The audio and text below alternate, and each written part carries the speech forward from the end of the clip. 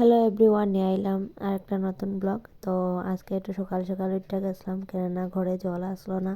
আর কয়েকদিন ধরে জলে খুব প্রবলেম করতেছে, সকালে দিলে বিকালে এইতেছে না। তাই এর লাগে আজকে একটু সকাল সকাল উঠে গেছি। সকালবেলা জল তোলা হয় না, কেননা ঘুম থেকে উঠি দেরিতে, এর লাগে আর সকালে জলটা তোলা হয় না। তো আজকে উঠে গেছি, যদি বিকালে আবার জল না দে। আর এদিকে উঠে দেখি চারিদিকে কুয়াশা, সূর্য মামার কোনো দেখাই নাই। আর আমি উঠলে তো আমার মেয়ে উঠে যায়, আমি যদি 6টার সময় উঠি আমার মেয়েও 6টার সময় উঠে যায়। আর যেহেতু কুয়াশা পড়ছে, কুয়াশায় আবার তার ক্ষতি করবো, তো মাথার মধ্যে একটা টুপি দিয়ে আইসলাম, একটা খুললা ফেলাইছে। তো এইদিকে দেখো, যেহেতু সূর্য মামা উঠছে না, তাই মনে করলাম আজকে গোবর ছিটা দিয়া দিই। আর আমার মা কয় যে যদি সূর্য উদয় হইলে গোবর ছিটা দেওয়া হয়, তাইলে বুঝি সূর্যের গায়ে গিয়া পড়ে। তো যেহেতু সূর্য উঠছে না, তো এর লেগে আমি গোবর ছিটাটা দিয়ে আইছি।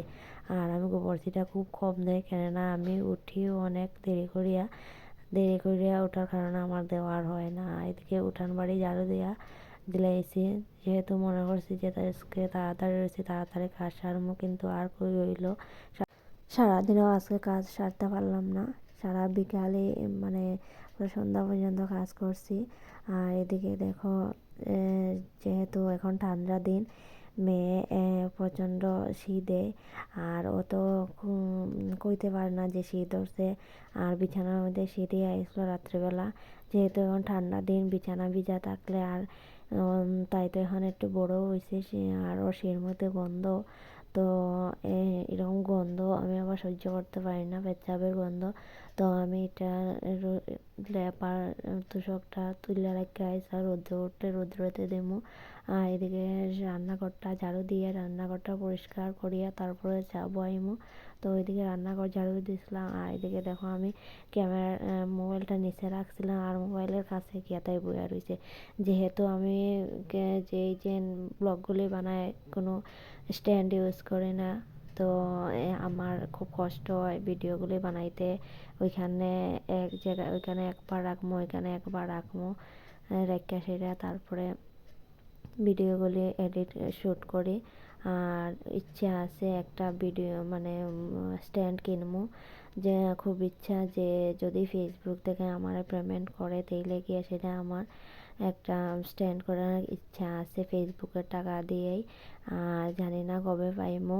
আর এইদিকে দেখো আমি ঘরটা যে ঝাড়ু দিয়া পরিষ্কার মুছা লাইতাছি, যেহেতু জল ওঠানোর সময় জল নিচে পড়িয়া গেছিলো। তো আমি একসাথে রান্নাঘরটাও মুছা লাইতাছি, তাইলে আমার সকালবেলা রান্নাঘরের কাজটা শেষ হইয়া যাইব, তারপরে বাকি কাজগুলো সারবো।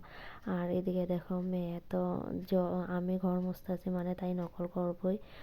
এদিকে দেখো আমিও মুছতেছি, তাইও একটা কাপড় নিয়ে মুছাত লাগিয়েছে। আর এদিকে সকাল সকাল চা করিয়া লাইছে, কালকে রুটি রয়েছিল, তো রুটি দিয়া চা দিয়া করছি, করিয়া সেইরা চুটিয়া চা খাইলাম, মাম্মামরেও একটু দিলাম, তারপরে নিজে একটু খাইলাম, তারপরে মাম্মামরে খাওয়ান দিয়া সেটা দেখো। এদিকে প্রায় 11টা বাজে গেছিলো, আমি সব কিছু রোদে দিয়ে আইছি, ভিজা কাপড় তো সবটা রোদে দিয়ে দিছি, দিয়ে সে মেয়ের চুল অনেক লম্বা হয়েছিল, তেমন ওর চুলটা কাটতে লাইমো, কিন্তু অর্ধেক কাটার পর ও কান্নাকাটি শুরু করে দিছিল। তারপর মোবাইল দিয়ে চুলটি বাকি চুলগুলি কাটতে আইছে।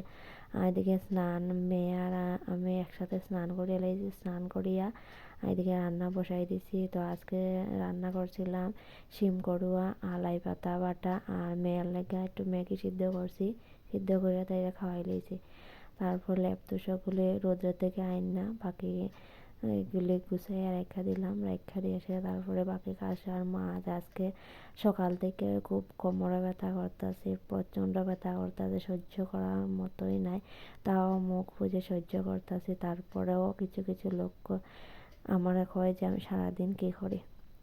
তো যাই হোক, এদিকে দেখো আমি ছাদের উপরে কিছু কাপড় আসলো, কাপড়গুলি তুলে আনলাম, আইনা সেইটা কাপড়গুলো গুছাই লইলাম, গুছাই সেটা খাওয়া দাওয়া করে লইলাম। যেহেতু আজকে সকালবেলা খাওয়া হয়েছে না, 2টা রুটি খাইছিলাম, তো এর লাগে আজকে 2টার ভিতরে আমরা শাশুড়ি আর আমরা খাওয়া দাওয়া করে লাইছিলাম, করিয়া তারপরে গেছিলাম ছাদে। ছাদে একটু রৌদ্র আসলো, তো এখানে বইয়া বইয়া জাম্বুরা ভর্তা করছিলাম।